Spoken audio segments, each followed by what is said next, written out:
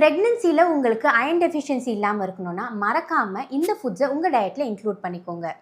Iron deficiency வரக்கூடாதுன்னா first நம்ம iron சப்ளிமெண்ட்டை கரெக்டாக எடுத்துக்கணும்.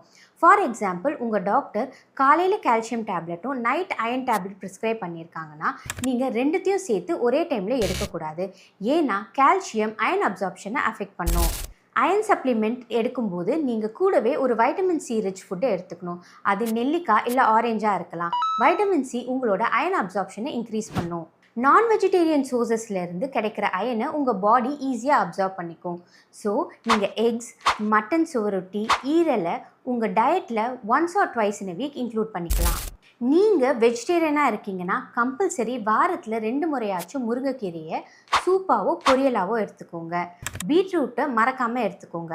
அண்ட் ஆல்சோ பயிர் வகைகளான ராஜ்மா, கொண்டக்கடலை, காராமணி இதெல்லாம் ரெகுலராக உங்கள் டயட்டில் இன்க்ளூட் பண்ணிக்கோங்க. உங்களோட ஸ்நாக் டைமில் ட்ரை ஃப்ரூட்ஸ், நட்ஸ், சீட்ஸை இன்க்ளூட் பண்ணிக்கோங்க. அண்ட் லாஸ்ட், நீங்கள் சமைக்கும்போது கேஸ்ட் அயர்ன் வெசல்ஸை யூஸ் பண்ணுங்கள். அது உங்கள் ஃபுட்டில் இருக்க ஓவரால் அயன் கண்டென்ட்டை இம்ப்ரூவ் பண்ணி கொடுக்கும்.